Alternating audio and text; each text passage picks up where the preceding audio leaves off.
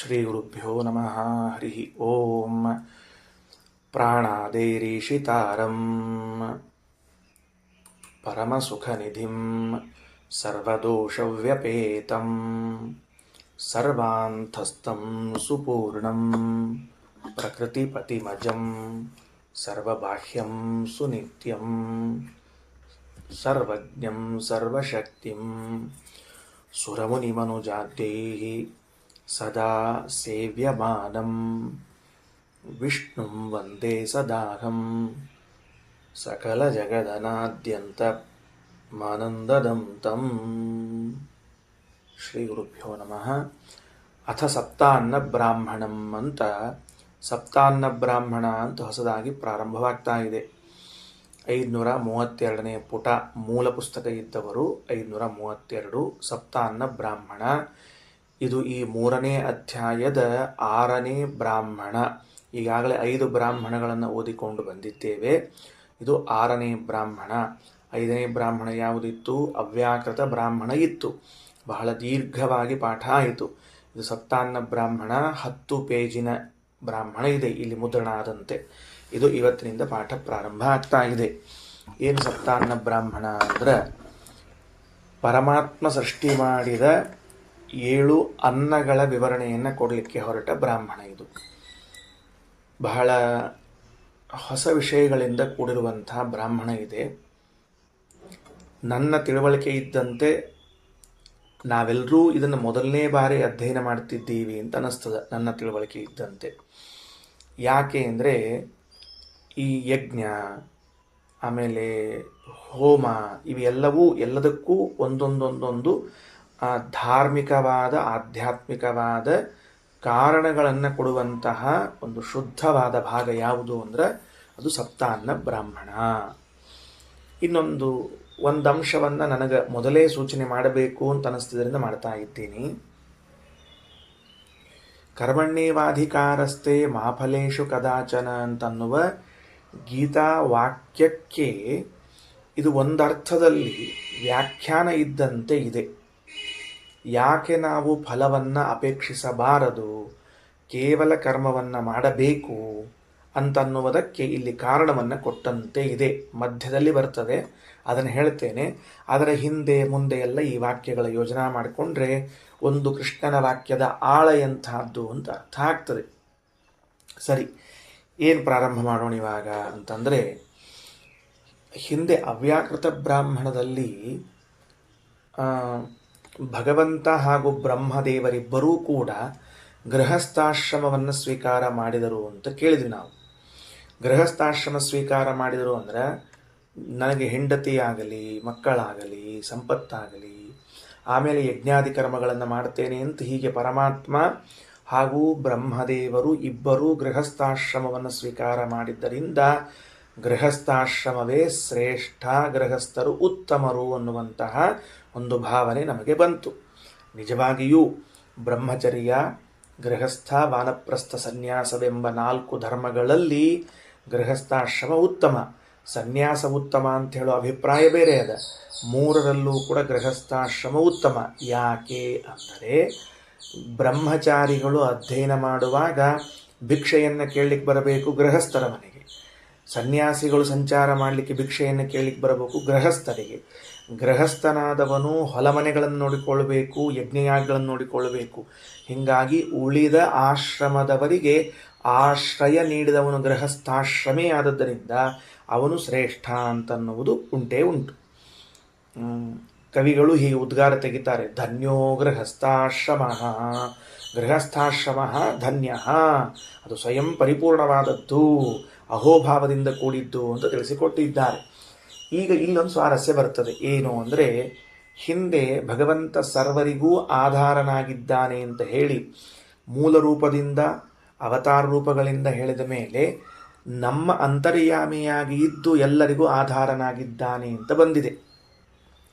ಅಲ್ಲೊಂದು ಅವಾಂತರ ಪ್ರಶ್ನೆ ಮಾಡಿಕೊಂಡಿದ್ವಿ, ನಾವೇ ಯಾಕೆ ದೇವತೆಗಳಿಗೆ ಪಿತೃಗಳಿಗೆ ಎಲ್ಲರಿಗೂ ಆಧಾರ ಆಗಿರಬಾರದು ಅಂತ ಕೇಳಿದಾಗ, ದೇವತೆಗಳಿಗೆ ನೀನು ಆಧಾರನಾಗಲು ಸಾಧ್ಯವಿಲ್ಲ, ವಿಪರೀತವಾಗಿ ದೇವತೆಗಳು ನಿನಗೆ ಆಶ್ರಯವನ್ನು ನೀಡಿದ್ದಾರೆ ಅಂತ ಪ್ರಮಾಣ ವಚನಗಳನ್ನು ಹೇಳಿ ಆಚಾರ್ಯರು ಈ ಪ್ರಶ್ನೆಯನ್ನು ಶಾಂತಗೊಳಿಸಿದ್ರು. ಪುನಃ ಇನ್ನೊಂದು ಬಾರಿ ಆ ಪ್ರಶ್ನೆಯನ್ನು ವೇದವೇ ಮೇಲೆತ್ತಿಕೊಂಡು ಉತ್ತರ ಕೊಡ್ತದೆ. ಈಗ ಏನಂತ, ನಾನೇ ಯಾಕೆ ಎಲ್ಲರಿಗೂ ಅನ್ನವನ್ನು ಕೊಟ್ಟೀನಿ ಅಂತಿರಬಾರ್ದು? ಯಾಕೆ ದೇವರು ನನ್ನಲ್ಲಿ ನಿಂತು ಎಲ್ಲರಿಗೂ ಅನ್ನವನ್ನು ಕೊಟ್ಟಿದ್ದಾನೆ ಅಂತ ಹೇಳಬೇಕು? ಬೇಡವೇ ಬೇಡ. ಯಾವುದು ಪ್ರತ್ಯಕ್ಷವಾಗಿ ಗೋಚರವಾಗುತ್ತದೆಯೋ ಅದನ್ನು ಆಧರಿಸಿಕೊಂಡು ವ್ಯವಹಾರ ಮಾಡಬೇಕೇ ಹೊರತಾಗಿ ಪ್ರತ್ಯಕ್ಷ ತಿಳಿಯದೇ ಇರುವಂತಹ ವಿಷಯವನ್ನಿಟ್ಟುಕೊಂಡು ವ್ಯವಹಾರ ಮಾಡಬಾರ್ದು. ನಾನು ನಿಮಗೆ ಅನ್ನವನ್ನು ಕೊಡ್ತೇನೆ, ನೀವು ನನಗೆ ಅನ್ನವನ್ನು ಕೊಡ್ತೀರಿ. ಗೃಹಸ್ಥನಾದವನು ಸನ್ಯಾಸಿಗಳಿಗೆ, ಬ್ರಹ್ಮಚಾರಿಗಳಿಗೆ, ವಾನಪ್ರಸ್ಥರಿಗೆ ಬೇಕಾದ ಪದಾರ್ಥಗಳನ್ನು ಕೊಡುತ್ತಾನೆ. ಇದನ್ನು ನೋಡಿದಾಗ ಪ್ರತ್ಯಕ್ಷದಿಂದ ಗೃಹಸ್ಥನೇ ಕೊಡುತ್ತಾನೆ ಅಂತ ಬುದ್ಧಿ ಬರ್ತಿರುವಾಗ ಅಲ್ಲ ಅಂತ ನಿರಾಕರಣೆ ಮಾಡಿ ಭಗವಂತನೇ ಅಂತನ್ನುವುದಕ್ಕೆ ಏನು ಪ್ರಬಲ ಕಾರಣ? ಯಾಕೆ? ನಮ್ಮ ಅನುಭವವನ್ನು ಮೀರಿ, ನನ್ನ ಅನುಭವವನ್ನು ಮೀರಿ ಬರಬೇಕಿವಾಗ. ಬರದೇ ಹೋದರೆ ದೇವರು ಕೊಡ್ತಾನೆ ಎಂಬುದಕ್ಕೆ ಸ್ವಾರಸ್ಯ ಉಳಿಯುವುದಿಲ್ಲ. ಹಾಗಾಗಿ ಪ್ರಶ್ನೆ ಮಾಡಿಕೊಂಡು ಉತ್ತರವನ್ನು ಕೊಡ್ತದೆ ವೇದ. ನೀನು ಅನ್ನವನ್ನು ಕೊಟ್ಟಿ ಅಂತ ತಿಳಿಬೇಡ. ಅಲ್ಲ ನೋಡ್ರಿ, ಉಪನಿಷತ್ತಿನ ತಾಕತ್ತು ಎಷ್ಟು ದೊಡ್ಡದ ತಾಕತ್ತು ಅಂದ್ರೆ, ನಿನ್ನ ಪ್ರತ್ಯಕ್ಷ ಅದ, ನಿನ್ನ ಅನುಭವ ಬರ್ಲಿಕ್ಕತ್ತದ, ನಾನೇ ಅನ್ನ ಕೊಟ್ಟಿದ್ದೇನೆ ಅಂತ ತಿಳಿದುಕೊಂಡು ಇದಕ್ಕೂ ಮೀರಿ ನಿನ್ನ ಅನುಭವವನ್ನು ಕೂಡ ಅಲ್ಲಗಳೆದು ಅದನ್ನು ಸಣ್ಣದನ್ನಾಗಿ ಮಾಡಿ ಭಗವಂತನೇ ಅನ್ನಪ್ರದ ಅಂತ ತಿಳ್ಕೊಂಡು ಹೇಳಲಿಕ್ಕೆ ಹೊರಟದ ಅಂದ್ರೆ ಆ ವೇದಕ್ಕೆ ಬಹಳ ದೊಡ್ಡ ಶಕ್ತಿ ಇದೆ ಅಂತ ಅರ್ಥ. ಏನು ಹೇಳ್ತದ? ಸರಳವಾದ ಮಾತು. ಅನ್ನವನ್ನು ನೀನು ಕೊಡ್ತಿದ್ದೀಯಲ್ಲಪ್ಪ, ಕೊಡು. ಪ್ರಶ್ನೆ ಕೇಳ್ತೀನಿ, ಅನ್ನವನ್ನು ಸೃಜಿಸಿದವನು ಯಾರು ಅಂತ ಕೇಳ್ತೇನೆ ಅಷ್ಟೆ. ಅನ್ನವನ್ನು ಸೃಷ್ಟಿ ಮಾಡಿದವನು ಯಾರು? ನೀನು ಕೊಡ್ತೀಯ, ನೀನು ಕೊಡೋದಿಲ್ಲ ಅಂತ ನಾನು ಅಂತಿಲ್ಲ. ಸೃಷ್ಟಿ ಮಾಡಿದವನು ಯಾರು? ಪರಮಾತ್ಮ. ಹಾಗಾದರೆ ಭಗವಂತ ಸೃಷ್ಟಿ ಮಾಡಿದವನಾದ ಮೇಲೆ ಅನ್ನಪ್ರದನಾದವನು ಭಗವಂತನಾದ್ನೇ ಹೊರತಾಗಿ ನೀನು ಹೇಗಾಗ್ತೀಯ? ಯಾರೋ ಕೊಟ್ಟದ್ದನ್ನು ಕೊಟ್ಟು ಬೆನ್ನಿಗೆ ಚಪ್ಪಾಳಿ ತರಿಸ್ಕೊಳ್ಳೋ ಮಂದಿ ನೀವೆಲ್ಲ, ಡುಬ್ಬ ಚಪ್ಪರಿಸ್ಕೊಳ್ಳೋ ಮಂದಿ ನೀವೆಲ್ಲ. ನಿಂದೇನದ ಅದರಲ್ಲಿ? ಆದ್ದರಿಂದ ನಿನ್ನದಲ್ಲ ಅಂತ ಸ್ಪಷ್ಟವಾಗಿ ನಿರಾಕರಣೆ ಮಾಡುತ್ತದೆ ವೇದ. ಈಗ ನಾವು ತಿಳಿಯಬೇಕಾದದ್ದು, ಭಗವಂತ ಅನ್ನ ಸೃಷ್ಟಿ ಮಾಡಿದ್ದಾನಾದ್ದರಿಂದ ಅವನೇ ಅನ್ನಪ್ರದ, ನಾವಲ್ಲ. ಇನ್ನೊಬ್ಬರ ಕೈಯಲ್ಲಿರುವಂತಹ ಪದಾರ್ಥವನ್ನು ತೆಗೆದುಕೊಂಡು ಇನ್ನೊಬ್ಬನ ಕೈಗೆ ಕೊಟ್ಟರೆ, ಹ್ಯಾಂಡ್ ಓವರ್ ಮಾಡಿದರೆ, ನಾನು ನನ್ನದು ಕೊಟ್ಟದ್ದು ಅಂದ್ಕೊಳ್ಬೇಕಾ?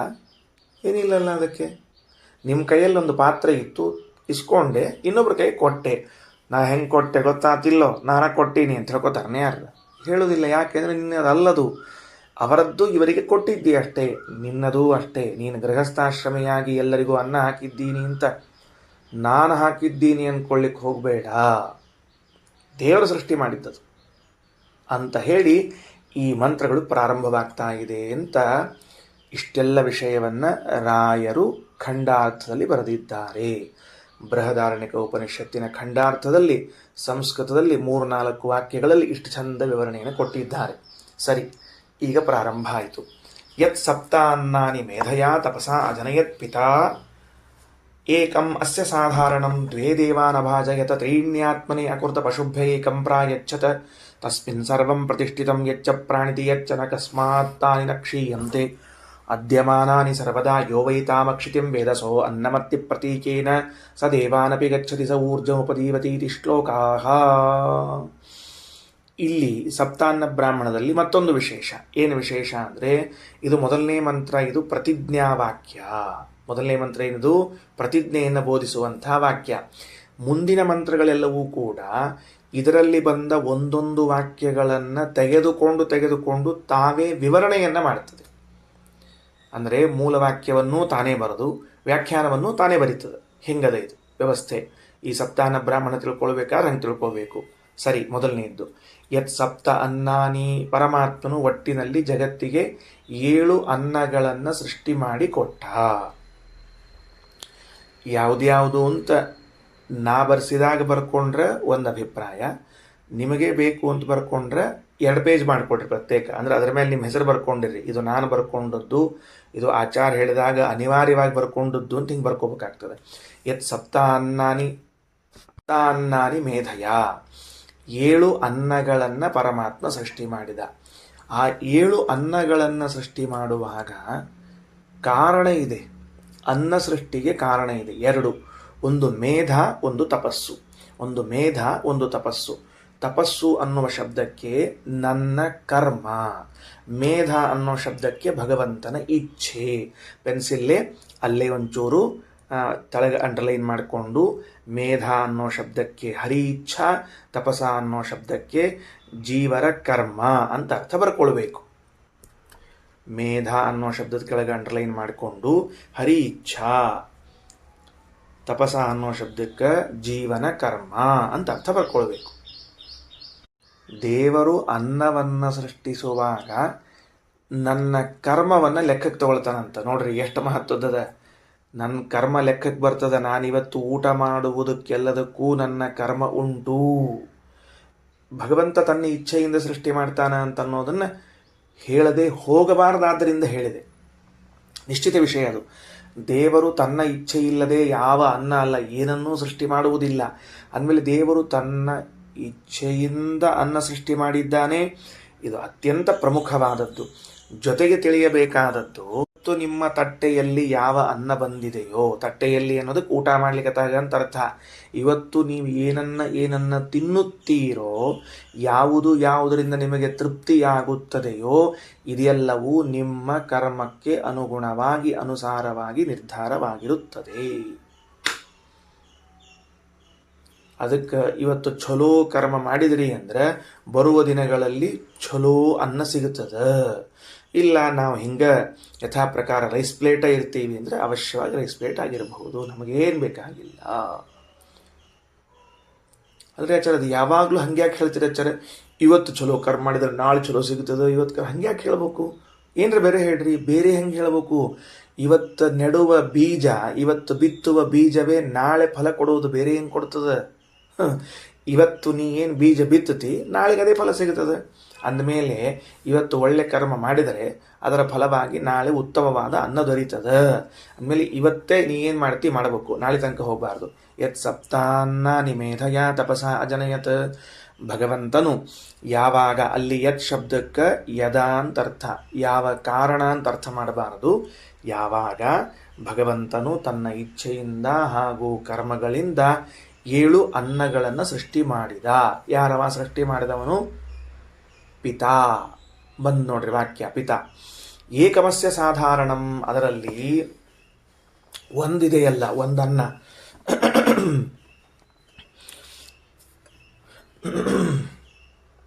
7 ಅನ್ನಗಳು ಅಂತ ಹೇಳಿದಾಗ 7 ಅನ್ನಗಳಲ್ಲಿ ಒಂದು ಅನ್ನ ಸರ್ವಸಾಧಾರಣ.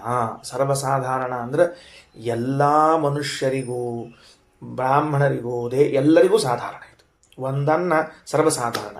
ನಾವಂತೀವಿಲ್ಲೋ ಎಲ್ರಿಗೂ ಅನ್ನ ಬೇಕಲ್ರಿ ಸ್ವಾಮಿ, ಎಲ್ರಿಗೂ ಅನ್ನ ಬೇಕಲ್ಲ ಅಂತೀವಿ. ಹಾಗಾದರೆ ಅನ್ನವು ಪ್ರತಿಯೊಬ್ಬರಿಗೂ ಸಾಧಾರಣವಾದದ್ದು, ಒಂದು ಅನ್ನ. ಅದು ಯಾವುದು ಏನಂತ ತಿಳ್ಕೊಂಡು ಮುಂದೆ ಹೇಳ್ಕೋತ ಹೋಗ್ತಾರೆ, ಅಲ್ಲಿ ವಿವರಣೆ ಕೊಟ್ಟಾಗ ಹೇಳ್ತೀನಿ. ಸದ್ಯಕ್ಕೆ ಒಂದನ್ನ ಅಂತ ತಿಳ್ಕೊಡ್ರಿ. ಸರ್ವಸಾಧಾರಣವಾದದ್ದು. ಎರಡನೆಯದ್ದು ಏನದ? ದ್ವೇ ದೇವಾನ ಭಾಜಯತ. 2 ಅನ್ನಗಳನ್ನು ದೇವತೆಗಳಿಗೆ ಕೊಟ್ಟ. ಒಂದನ್ನ ಸರ್ವಸಾಧಾರಣ ಅಂದ್ರೆ ಸರ್ವರಿಗೂ ಬೇಕಾಗಿರುವಂತಹದ್ದು. ಸ್ಪೆಷಲ್ಲಾಗಿ 2 ಅನ್ನಗಳನ್ನು ದೇವತೆಗಳಿಗೆ ಕೊಟ್ಟಿದ್ದಾನೆ. ಯಾವುದು? ವೈಶ್ವದೇವ ಬಲಿಹರಣಗಳು. ಬರೆದಿಟ್ಕೊಳ್ರಿ. ದ್ವೇ ದೇವಾನ ಭಾಜಯತ ಅಂತ ಅನ್ನೋದಕ್ಕೆ ಅಲ್ಲಿ ಹಿಂಗೆ ಮಾಡ್ರಿ. ತಡ್ರಿ ಒಂದು ಕೆಲಸ ಮಾಡಿರಿ, ತಡ್ರಿ 1 ನಿಮಿಷ ತಡ್ರಿ. 7 ಮುಗಿಸಿ ಒಂಬರಿಸ್ಬಿಡ್ತೀನಿ. ದ್ವೇ ದೇವಾನ ಭಾಜಯತ, 2 ಅನ್ನಗಳನ್ನು ದೇವತೆಗಳಿಗೆ ಕೊಟ್ಟ. ಯಾವುದು 2 ಅಂತ ಕೇಳಿದ್ರೆ, ಒಂದು ವೈಶ್ವದೇವ, ಒಂದು ಬಲಿಹರಣ. ಹಾಗಾದರೆ ನೋಡ್ರಿ ಏನು ನಿತ್ಯದಲ್ಲಿ ವೈಶ್ವದೇವ ನಾವು ಮಾಡ್ತೇವೆ, ಬಲಿಹರಣ ಮಾಡ್ತೇವೆ ಅಂದರೆ ಪರಮಾತ್ಮನು ದೇವತೆಗಳಿಗೆ ಕೊಟ್ಟ 2 ಅನ್ನಗಳನ್ನು ಕೊಡುತ್ತಿದ್ದೇವೆ. ದೇವರು ಕೊಟ್ಟ ಅನ್ನವನ್ನು ಕೊಡುತ್ತಿದ್ದೇವೆ. ಮುಂದೆ ಮತ್ತು 3 ಅನ್ನ ಮಾಡಿಕೊಂಡಂತ ತ್ರೀಣ್ಯಾತ್ಮನೇ ಅಕುರುತ. ಇನ್ನು 3 ಅನ್ನ ಸೃಷ್ಟಿ ಮಾಡಿದ. ಆ 3 ನನಗಿರ್ಲಿ ಅಂತ ಹೇಳ್ಬಿಟ್ಟ ದೇವರು. ತನಗೂ ಅನ್ನ ಬೇಕಲ್ರಿ. ಮತ್ತು ಹೌದು, ಈಗ ನಾವು ಉದ್ಯೋಗ ಮಾಡ್ತಾ ಇದ್ದೀವಿ ಅಂದ್ರೆ, ಇನ್ನೊಂದು ಕಡೆ ಕೆಲಸ ಮಾಡ್ತಿದ್ರೆ ಅವ ಸಂಬಳ ಕೊಟ್ಟದಷ್ಟ ತಗೋತೀವಿ. ಬಿಸ್ನೆಸ್ ಮಾಡ್ತಿದ್ದೆ ಅಂದರೆ ಮೊದಲು ಅಷ್ಟು ನಾ ತೊಗೊಂಡು ಆಮೇಲೆ ವರ್ಕರ್ಸಿಗೆ ಸಂಬಳ ಕೊಡ್ತೀನಿ. ನನಗೆ ತಲೆ ಕೆಟ್ಟದೆ. ಸಂಬಳ ಕೊಡ್ಲಿಕ್ಕೆ ಅವ್ರಿಗೆ ಒಮ್ಮೆ ಅಷ್ಟು ಕೊಟ್ಟು ಕೈ ಮುಗಿದು ಇರಲಿ ಈ ಸಲ ನನಗಿಲ್ಲ ಮುಂದಿನ ಸಲ ಅಂತಂತೀವಿ. ನಾವು ಯಾರು ವ್ಯವಹಾರಸ್ಥರು ಹೆಂಗಿರ್ತಾರೆ, ಬಿಸ್ನೆಸ್ ಮಾಡೋದು ಮೊದಲು ತಾವು ತೊಗೊಂಡು ಆಮೇಲೆ ಉಳಿದವ್ರಿಗೆ ಕೊಡ್ತಿರ್ತಾರೆ ಸಂಬಳನ. ಹಂಗೆ ಪರಮಾತ್ಮ ಏನು ಮಾಡಿದ? ಮೊದಲು ತೊಗೊಂಡ. ಏನು ತೊಗೊಂಡ? 3 ತನಗಿಟ್ಟುಕೊಂಡ. ಒಂದು ಸರ್ವಸಾಧಾರಣ, ಎರಡು ದೇವತೆಗಳಿಗೆ, ತನಗೆ ಮೂರಂತ. ವಾ ವಾ ವಾ ವಾ ವಾ. ಯಾವುದಪ್ಪ ಮೂರದು ಅಂತಂದ್ರೆ ನಮ್ಮಲ್ಲಿ ಇರುವಂತಹ ಮನಸ್ಸು, ಮಾತು, ಪ್ರಾಣ, ಈ ಮೂರು ಭಗವಂತನಿಗೆ ಅನ್ನ. ನನ್ನ ಮನಸ್ಸು ಭಗವಂತನಿಗೆ ಅನ್ನವೆನಿಸಿದೆ. ಏನದ? ಭಗವಂತನಿಗೆ ಅನ್ನವೆನಿಸಿದೆ. ನನ್ನ ಮಾತು ಭಗವಂತನಿಗೆ ಅನ್ನವೆನಿಸಿದೆ. ನನ್ನ ಪ್ರಾಣ ಅಪಾನ ವ್ಯಾನ ಉದಾನ ಸಮಾನಗಳೆಂಬ ಪಂಚಪ್ರಾಣಗಳು ಭಗವಂತನಿಗೆ ಅನ್ನವೆನಿಸಿದೆ. ಪಾಸ್ ಮಾಡೋಣಂತ, 1 ಸೆಕೆಂಡ್ ಪಾಸ್ ಮಾಡೋಣಂತ. ಮುಂದೆ ಹೋಗೋದು ಬೇಡ, ಪಾಸ್ ಮಾಡೋಣಂತ. ಏನು ಪಾಸ್ ಮಾಡಬೇಕು ಅಂದ್ರೆ, ಅನ್ನವೆನಿಸಿದೆ ಅಂದರೆ ನಾವು ತಿನ್ನುವ ಅನ್ನದಂತೆ ಅನ್ನವೇನು ಅಲ್ಲ. ಅದಕ್ಕೆ ರಾಯರು ಖಂಡಾರ್ಥದಲ್ಲಿ ಬರೀತಾರ, ಅನ್ನವು ಹೇಗೆ ತೃಪ್ತಿಜನಕವೋ ಹಾಗೆ ಇದು ಅನ್ನ ಅಂದರೆ ಭಗವಂತನಿಗೆ ಇದು ಪ್ರೀತಿಜನಕ, ತೃಪ್ತಿಜನಕ, ಸಂತೋಷಜನಕ ಅಂತ ಅರ್ಥ. ಹಂಗಂದ್ರೆ ನನ್ನ ಮನಸ್ಸು ಭಗವಂತನಿಗೆ ಸಂತೋಷವನ್ನುಂಟು ಮಾಡುವಂತಿರಬೇಕು, ನನ್ನ ಮಾತು ಭಗವಂತನಿಗೆ ಸಂತೋಷವನ್ನುಂಟು ಮಾಡುವಂತಿರಬೇಕು, ನನ್ನ ಪಂಚಪ್ರಾಣಗಳು ಭಗವಂತನಿಗೆ ತೃಪ್ತಿದಾಯಕವಾಗಿರಬೇಕು. ಆಡುವಾಗ ಮಾತುಗಳನ್ನು ಯಾವುದ್ಯಾವುದೋ ಕಡೆಗೆ ಆಡಿ ಭಗವಂತನಿಗೆ ಅಸಂತೋಷವನ್ನುಂಟು ಮಾಡಬಾರದು. ಅಪಾನವ್ಯಾನೋದಾನ ಸಮಾನಗಳನ್ನು ಉಸಿರಾಟ ಮಾಡ್ತಾ ಇದ್ದೀರಲ್ಲ, ಇದು ಭಗವಂತನಿಗೆ ತೃಪ್ತಿ ಜನಿಸುವಂತೆ ಉಸಿರಾಟ ನಡೆಸಬೇಕು. ಏನಪ್ಪಾ ಇಷ್ಟು ಉಸಿರಾಡ್ಲಿಕ್ಕೆ ಅವಂಗೆ ಅವಕಾಶ ಕೊಟ್ಟಿದ್ದೆ, ಎಲ್ಲಾ ಉಸಿರಾಟವನ್ನ ವ್ಯರ್ಥ ಮಾಡಿಬಿಟ್ನಲ್ಲಿವಾ ಅಂತ ಅನ್ಕೋಬಾರ್ದು ದೇವರು. ಮಾತುಗಳು ದೇವರಿಗೆ ಪ್ರೀತಿಯಾಗುವಂತೆ, ನನ್ನ ಉಸಿರಾಟ ದೇವರಿಗೆ ಪ್ರೀತಿಯಾಗುವಂತೆ, ನನ್ನ ಮನಸ್ಸು ಭಗವಂತ ಸಂತೋಷ ಪಡಬೇಕು ಅದನ್ನು ನೋಡಿ. ಅದನ್ನು ಅನ್ನ ಊಟ ಮಾಡಿದಾಗ ಎಷ್ಟು ತೃಪ್ತಿಯಾಗಬೇಕೋ ನನ್ನ ಮನಸ್ಸನ್ನು ಕಂಡಾಗ ಭಗವಂತನಿಗೆ ಅಷ್ಟು ತೃಪ್ತಿಯಾಗಬೇಕು. ಇದರ ವಿವರಣೆ ಬರ್ತದ. ಮನಸ್ಸು ಭಗವಂತನಿಗೆ ಪ್ರಿಯವಾಗುವುದು ಅಂದರೆ ಏನು ಅಂತ ವಿವರಣೆಯನ್ನು ಪುಟಗಳ ಕಾಲ ಮಾಡ್ತಾರೆ ಶ್ರೀಮದಾಚಾರ್ಯರು. ವಿವರಣೆಯನ್ನು ಕೊಡ್ತೀನಿ ಮುಂದೆ. ಆಯ್ತಾ? ತ್ರೀಣ್ಯಾತ್ಮನೇ ಅಕುರುತ. ಎಷ್ಟಾತಪ? ಒಂದು ಸರ್ವಸಾಧಾರಣ, 2 ಪ್ರಾಣಿಗಳಿಗೆ, 2 ದೇವತೆಗಳಿಗೆ 3, ತನಗೆ 3, 6 ಆಯಿತು. ಪಶುಭ್ಯ ಏಕಂ ಪ್ರಾಯಚ್ಛತ್. ಪಶು ಅಂದ್ರೆ ಈ ಉದಾಹರಣೆಗೆ ಆಕಳಿನ ಕರು ಅಂತ ಇಟ್ಕೊಳ್ರಿ. ಆಕಳಿನ ಕರು, ಮನುಷ್ಯನ ಕರ ಅಂತ ಒಂದಿರ್ತದಲ್ಲ. ಮನುಷ್ಯನ ಕರ ಯಾವುದು ಅಂದ್ರೆ ಮಕ್ಕಳು, ಬಾಲ್ಯದಲ್ಲಿರುವಾಗ ನಾವುಗಳು, ನಮಗೆಲ್ಲರಿಗೂ ಸಂಬಂಧಪಟ್ಟಂತೆ ಒಂದು ಆಹಾರವನ್ನು ವ್ಯವಸ್ಥೆ ಮಾಡಿದ, ಒಂದು ಅನ್ನವನ್ನು ವ್ಯವಸ್ಥೆ ಮಾಡಿದ ಪರಮಾತ್ಮ. ಯಾವುದದು? ಹಾಲಿದೆಯಲ್ಲ, ಅದು ನಮಗೂ ಪ್ರಾಣಿಗಳಿಗೂ ಸಮಾನವಾದದ್ದು. ಓಕೆ, 7 ಆಯಿತು. 7 ಆದ ಮೇಲೆ ಇನ್ನು ಸ್ವಾರಸ್ಯ, 7ನೇ ಹಾಲಿನ ಬಗ್ಗೆ ಹೇಳ್ತದ ವೇದ. ತಸ್ಮಿನ್ ಸರ್ವಂ ಪ್ರತಿಷ್ಠಿತಂ ಯಚ್ಚ ಪ್ರಾಣಿತಿ ಯಚ್ಚನ. ಈ ಹಾಲಿನಲ್ಲೇನೆ ಎಲ್ಲರೂ ಬದುಕಿದ್ದಾರೆ. ಎಲ್ಲರೂ ಯಚ್ಚ ಪ್ರಾಣಿತಿ ಯಚ್ಚನ. ಯಾವುದು ಸಂಚಾರ ಮಾಡಲು ಸಮರ್ಥವಾಗಿದೆಯೋ ಅದು, ಯಾವುದು ಸಂಚಾರ ಮಾಡದೆ ಬದುಕಿದೆಯೋ ಅದು. ಸ್ಥಾವರ ಜಂಗಮ ಇವೆರಡೂ ಕೂಡ ಏನಾಗಿದೆ ಅಂದರೆ ಹಾಲನ್ನು ನಂಬಿಕೊಂಡಿರ್ತಕ್ಕಂಥದ್ದಾಗಿದೆ. ಸರಿ, ಬರ್ಕೊಳ್ರಿ. ಏನು ಬರ್ಕೋಬೇಕು? ಸಪ್ತ ಅನ್ನ, ದೇವರು ಸೃಷ್ಟಿಸಿದ 7 ಅನ್ನಗಳು. ಹಣೆ ಬರಹ. ಏನು ಹಣೆ ಬರಹ ಅದರದ್ದು? ದೇವರು ಸೃಷ್ಟಿಸಿದ 7 ಅನ್ನಗಳು. ನಂಬರ್ 1 ಮೊದಲನೇದ್ದು ಅನ್ನ ಅಂತ ಬರ್ಕೊಂಡು ಮುಂದೆ ಒಂದು ಸಣ್ಣ ಅಡ್ಡಗಿರಿ ಹಾಕಿ ಸರ್ವಸಾಧಾರಣ ಅಂತ ಬರ್ಕೋಬೇಕು. ಅನ್ನ ಒಂದನೇದ್ದು, ಎಲ್ಲರಿಗೂ ಸಾಧಾರಣವಾದದ್ದು. 2 ಮತ್ತು 3 ನಂಬರ್ ಹಾಕಬೇಕು. 2, 3 ಹಾಕ್ಕೊಂಡು ವೈಶ್ವದೇವ ಬಲಿಹರಣ ಅಂತ ಬರೋದು. ಮುಂದೆ ಅಡ್ಡಗಿರಿ ಹಾಕಿ ದೇವತೆಗಳಿಗೆ ಅಂತ ಬರ್ಕೋಬೇಕು. 2 ಮತ್ತು 3 ವೈಶ್ವದೇವ ಬಲಿಹರಣ, ಮುಂದೊಂದು ಅಡ್ಡಗಿರಿ ಯಾರಿಗೆ? ದೇವತೆಗಳಿಗೆ. 4, 5, 6 4, 5, 6 3 ಬರ್ಕೋಬೇಕು. ನಂಬರ್ ಹಾಕ್ಕೊಳ್ರಿ. 4, 5, 6 ಅಂತ ತಿಳ್ಕೊಂಡು ಬರ್ಕೊಳ್ರಿ. 3, 4, 5, 6 ಅಂತ ಬರ್ಕೊಂಡಾಗ ಮನಸ್ಸು ಮಾತು ಪ್ರಾಣ, ಅಡ್ಡಗೆರೆ ಹಾಕ್ಕೊಂಡು ದೇವರಿಗೆ ಅಂತ ಬರ್ಕೋಬೇಕು. ದೇವರಿಗೆ. ಮನಸ್ಸು, ಮಾತು, ಪ್ರಾಣ ಅಂದ ಅಡ್ಡಗೆರಿ ದೇವರಿಗೆ. ಇನ್ನು 7 ನಂಬರ್ 7 ಬರ್ಕೊಳ್ಳೋದು ಕೊನೆಗೆ. ಹಾಲು ಅಂತ ಬರ್ಕೊಂಡು ಪಶು ಮೊದಲಾದವುಗಳಿಗೆ. ಹಾಲು ಅಂತ ಬರ್ಕೊಂಡು ಪಶು ಮೊದಲಾದವುಗಳಿಗೆ. ಯತ್ ಸಪ್ತಾನ್ನಾನಿ ಮೇಧಯಾ ತಪಸಾ ಜನಯತ್ ಪಿತಾ ಏಕಮಸ್ಯ ಸಾಧಾರಣಂ ದ್ವೇ ದೇವಾನ ಭಾಜಯತ ತ್ರೀಣ್ಯಾತ್ಮನೆ ಅಕುರುತ ಪಶುಭ್ಯ ಏಕಂ ಪ್ರಾಯಚ್ಛತ್ ತಸ್ಮಿನ್ ಸರ್ವಂ ಪ್ರತಿಷ್ಠಿತಂ ಯಚ್ಚ ಪ್ರಾಣೀತಿ ಯಚ್ಚನ. ಈ ವಾಕ್ಯಕ್ಕೆ ಬರಬೇಕೀಗ. ಯಚ್ಚ ಪ್ರಾಣೀತಿ ಯಚ್ಚನ ಅಂತ ಅನ್ನೋ ವಾಕ್ಯವನ್ನು ವಿವರಣೆ ಮಾಡೋಣಂತ. ಏನು ಅಂತಂದ್ರೆ ಅದಕ್ಕೆ ಈ ಹಾಲಿನಲ್ಲಿ ಎಲ್ಲರೂ ಇದ್ದಾರೆ, ಎಲ್ಲರೂ ಬದುಕಿದ್ದಾರೆ ಅಂತ ಹೇಳಬೇಕಾಗ್ಯದ. ಇದರ ವಿವರಣೆ ಮುಂದಿನ ವಾಕ್ಯದಾಗದ, ಅಲ್ಲಿ ಬರ್ತದ. ಮತ್ತೊಮ್ಮೆ ಹೇಳ್ತೀನಿ, ಈಗೊಮ್ಮೆ ಹೇಳ್ತೀನಿ. ಏನು ಅಂದ್ರೆ ಯಚ್ಚ ಪ್ರಾಣೀತಿ ಯಚ್ಚನ ಅಂತದ. ಅದಕ್ಕೆ ವ್ಯಾಖ್ಯಾನಕಾರರು ಸ್ಥಾವರ ಜಂಗಮಾತ್ಮಕವಾದ ಪ್ರಾಣಿಗಳು ಅಂತೇನವೋ ಅವು ಎಲ್ಲವೂ ಕೂಡ ಹಾಲಿನಿಂದಲೇ ಬದುಕಿವೆ ಅಂತ ಬರೆದಿದ್ದಾರೆ. ಇದನ್ನು ಸ್ವಲ್ಪ ವಿವರಣೆ ನಾ ಹಿಂಗೆ ತಿಳ್ಕೊಂಡೆ. ನಾ ಏನು ವಿಚಾರ ಮಾಡಿಕೊಂಡೆ, ಈಗ ಹಾಲಿನಿಂದ ಯಾರ್ಯಾರು ಬದುಕ್ತಾರ ಅಂದರೆ, ಈಗ ಉದಾಹರಣೆಗೆ ಆಕಳಿನ ಕರು ಅದ, ಅದು ಆಕಳ ಹಾಲು ಕುಡಿದು ಬದುಕ್ತದೆ.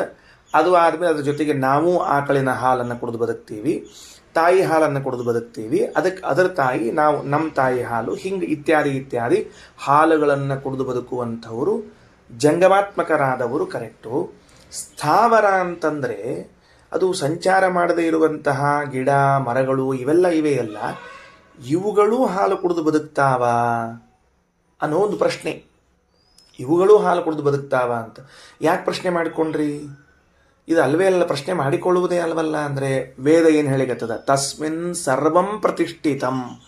ಆ ಹಾಲನ್ನು ಆಶ್ರಯಿಸಿಕೊಂಡದ್ದು ಜಗತ್ತಿನಲ್ಲಿದ್ದ ಎಲ್ಲವೂ. ಯಾವುದು? ಯಚ್ಚ ಪ್ರಾಣೀತಿ ಯಚ್ಚನ. ಯಾವುದು ಪ್ರಾಣಿತಿ ಅಂದರೆ ಯಾವುದು ಚೇಷ್ಟೆ ಮಾಡುತ್ತದೆಯೋ ಜಂಗಮಾತ್ಮಕವಾದದ್ದು. ಯಚ್ಚನ ಯಾವುದು ಚೇಷ್ಟೆ ಮಾಡುವುದಿಲ್ಲವೋ ಸ್ಥಾವರಾತ್ಮಕವಾದ್ದು.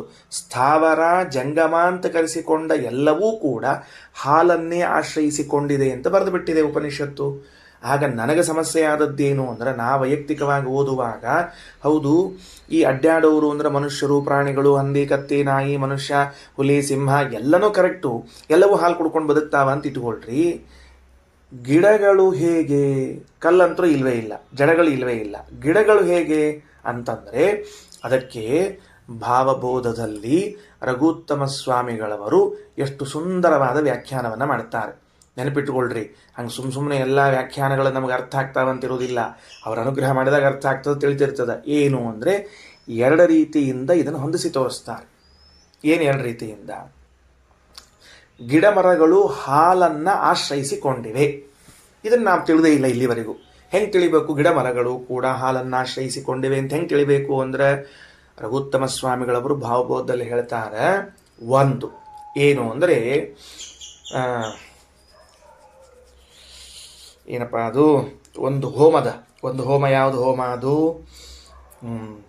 ಶುಷ್ಯತ್ ಸಸ್ಯ ಸಂಜೀವಿನಿ ಕಾಮಃ ಅಂತ ಒಂದು ವೇದ ಮಂತ್ರ ಇದೆ, ಒಂದು ಮಾತು. ಗಿಡ ಮರಗಳು ಒಣಗುತ್ತಿರುವಾಗ ಅದಕ್ಕೋಸ್ಕರ ಕಾರೀರಿ ಇಷ್ಟಿಯನ್ನು ಮಾಡಬೇಕು ಅಂತ ಒಂದು ಯಜ್ಞ ಇದೆ. ಏನು ಮಾಡಬೇಕು? ಗಿಡ ಮರಗಳು ಒಣಗುತ್ತಾ ಇವೆ, ಇನ್ನು ನೀರಿಲ್ಲ, ಮಳೆ ಇಲ್ಲ ಅಂತಾದಾಗ ಅವುಗಳನ್ನು ಪುನಃ ಬದುಕಿಸುವುದಕ್ಕಾಗಿ ಏನು ಮಾಡಬೇಕು? ಕಾರೀರಿಯಾಗ ಅಂತದ.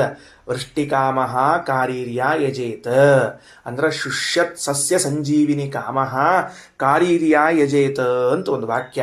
ಸುತ್ತಲೂ ನೋಡ್ತಾನಂತವ ಜ್ಞಾನಿಯಾದವನು, ಅಯ್ಯೋ ಪಾಪ ಗಿಡ ಮರಗಳಿಗೆಲ್ಲ ನೀರಿಲ್ಲ, ಏನಿಲ್ಲ, ಒಣಗುತ್ತಾ ಇವೆ, ಇವು ಪುನಃ ಬದುಕಬೇಕು ಅಂತಾದ್ರೆ ನಾನೊಂದು ಯಜ್ಞ ಮಾಡಬೇಕು, ಯಜ್ಞ ಮಾಡಿದಾಗ ಬದುಕ್ತದೆ ಅಂತ ಕಾರೀರಿ ಎನ್ನುವ ಯಜ್ಞ ಮಾಡ್ತಾನಂತೆ.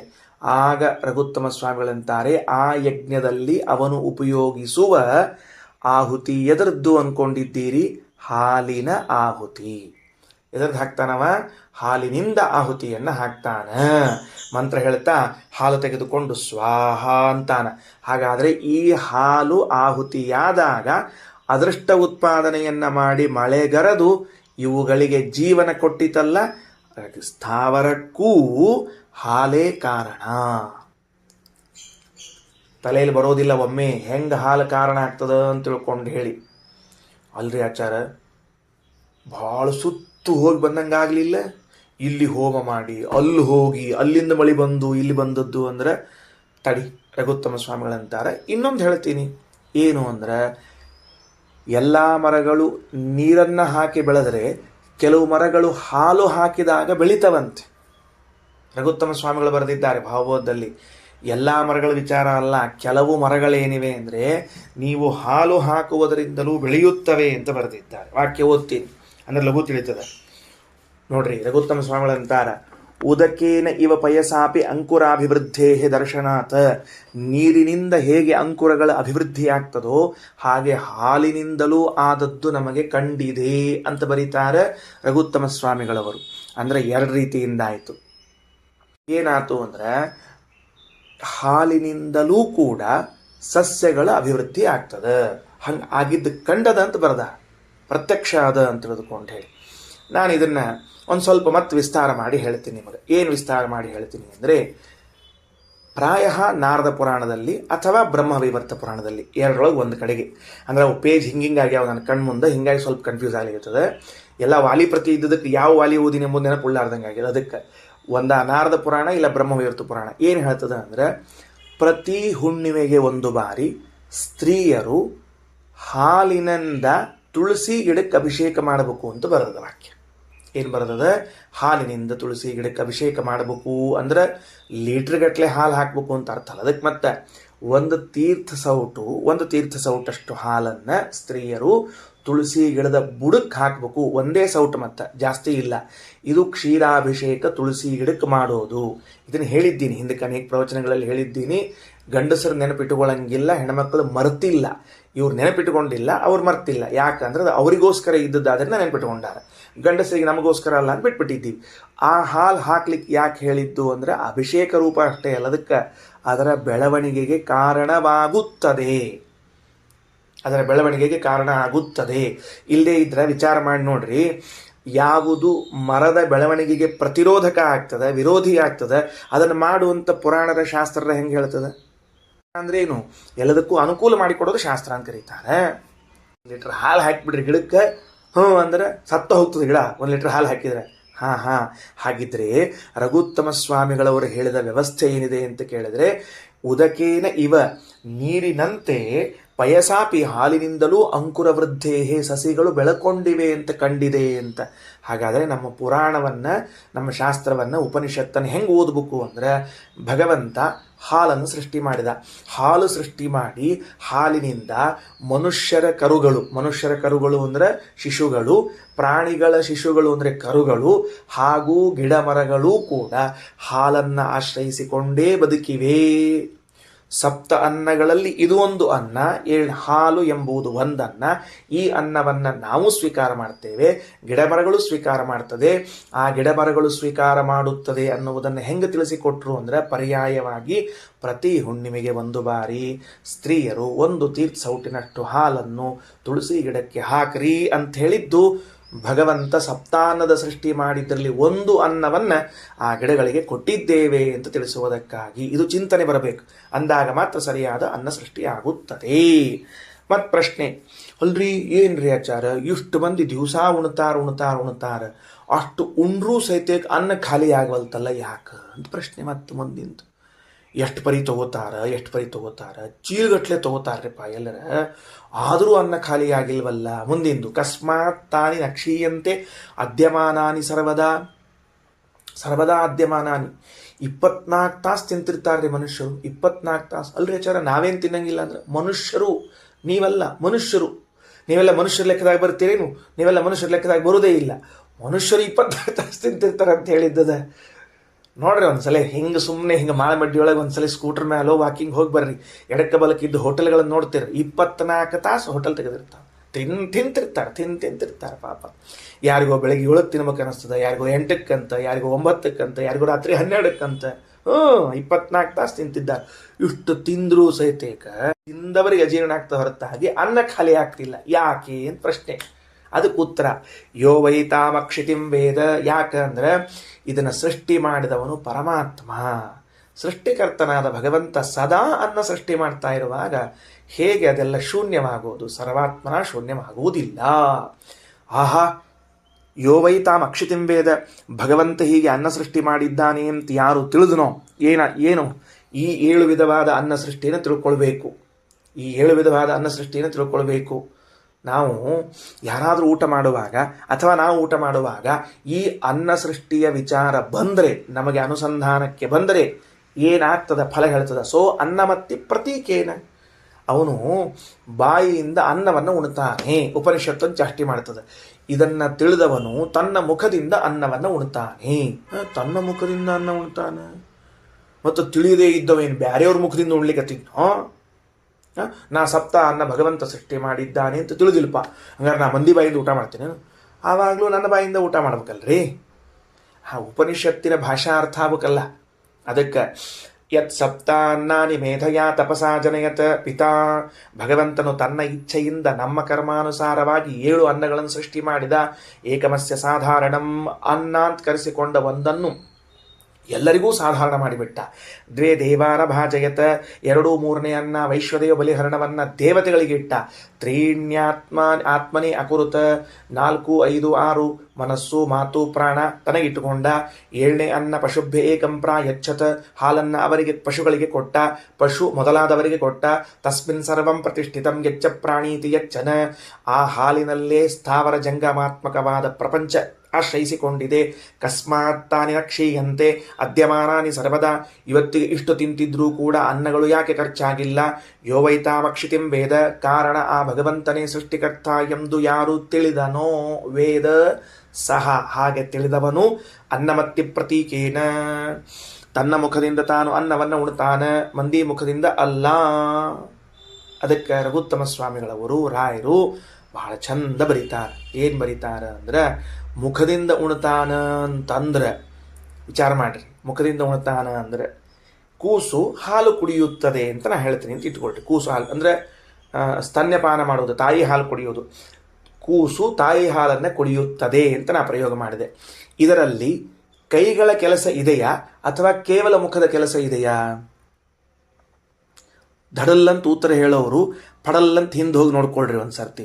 ಏನು ಅಂದರೆ, ತಾಯಿ ಹಾಲು ಕುಡಿಯುವಂಥ ಮಗು 3 ತಿಂಗಳದ್ದದ, 2 ತಿಂಗಳದ್ದದ, ಅದನ್ನು ದೃಷ್ಟಾಂತ ಕೊಟ್ಟಿದ್ದೀನಿ. ಅಥವಾ ಹುಟ್ಟಿದ ಕೂಸದಂತ ಇಟ್ಕೊಳ್ರಿ, ಹಾಲು ಕುಡಿಬೇಕಲ್ಲ, ಅದು ಕುಡಿಯುವಾಗ ಕೇವಲ ಮುಖದಿಂದ ಕುಡಿತದ, ಕೈಗಳನ್ನು ಹಾಲು ಪಾನ ಮಾಡಲಿಕ್ಕೆ ಉಪಯೋಗಿಸಿಕೊಳ್ಳುತ್ತದ?